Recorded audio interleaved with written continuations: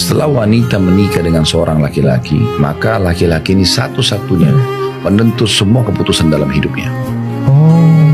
Ayahnya pun menjadi nomor 2. Suami itu menjadi nomor 1 dalam Islam dan tidak bisa diganggu gugat. Jadi kalau misalnya ayahnya si istri ini mengatakan, nak datang ke saya, tapi suaminya mengatakan jangan keluar dari rumah, dia tidak boleh keluar. Berdosa saat kalau melanggar tuh. Ya. Kecuali perintah suami bermaksiat kepada Allah, baru nggak boleh dipatuhi. Kembali kepada hadits Nabi SAW, la ta'ata illa bil ma'ruf. Tidak ada ketaatan kecuali pada hal yang dibolehkan. Dalam hadis lain, la ta'ata li makhlukin fi ma'siyati khaliq. Gak boleh orang mentaati seorang makhluk ya yang memang diperintahkan kita untuk patuh, kayak istri pada suami, anak pada orang tua, bawahan sama atasan, ya. Yang berbau maksiat kepada sang pencipta. Tapi kalau kasusnya adalah suami mampu cuma bakhil, pelit. Nah ini pernah terjadi keluhan Hindun radhiyallahu anha. Ini sebenarnya orang dulu di awal-awal Islam benci Islam, tapi setelah pembahasan kota Makkah masuk Islam, istrinya Abu Sufyan. Setelah masuk Islam dia mengatakan, ya Rasulullah, Abu Sufyan orang yang pelit. Gitu. Bahasanya itu. Jadi orangnya bakhil, orangnya pelit. Perhitungan sekali, dia tidak mau tahu kondisi saya sama anak-anak saya. Maksudnya seperti keadaannya kalau masuk rumah, makanan sudah harus ada, semua sudah harus ada, tapi dia nggak memberikan nafkah. Maka pertanyaan Hindun, ya Rasulullah, boleh nggak saya ambil uangnya? Kondisinya Abu Sufyan mampu, tapi bakhil. Perhatikan, ini poin penting ya. Sekali lagi, mampu, tapi dia pelit. Ya, dia tidak memberikan nafkah dasar yang merupakan bisa membuat roda kehidupan berjalan. Dia tidak mau tahu istrinya makan dari mana, minum dari mana, dia nggak mau tahu gitu.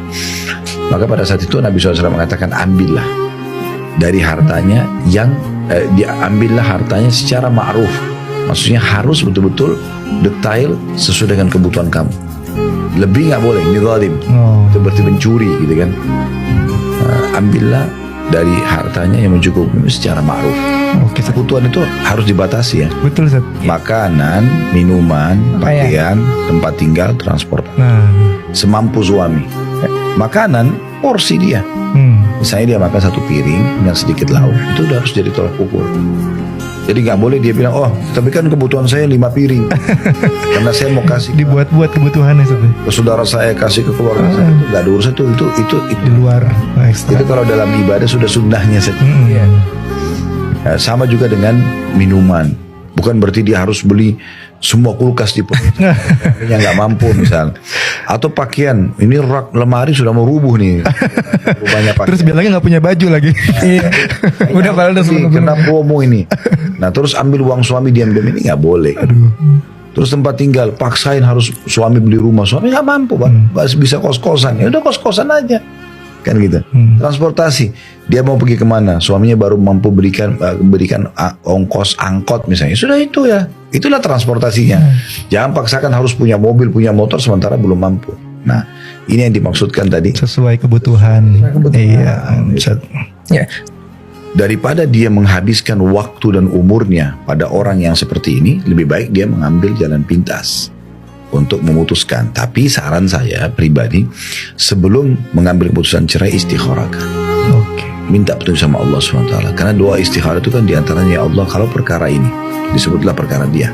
Di akhir doa istikharah itu kan, baik buat urusan dunia saya, akhirat saya, urusan dunia saya, agama saya dan akhirat saya, maka mudahkan dan berkahi. Kalau ini buruk buat dunia saya, akhirat, dunia saya, agama saya dan akhirat saya, maka alihkan saya dari dia, alihkan dia dari saya. Maksudnya dua-duanya tidak merasa kehilangan, dan takdirkanlah kebaikan dimanapun aku berada, dan buatlah aku ridho kepadanya. Maka istikharah itu jalan pintas doa. Nah disitulah dia bisa mendapatkan petunjuk dari Allah SWT.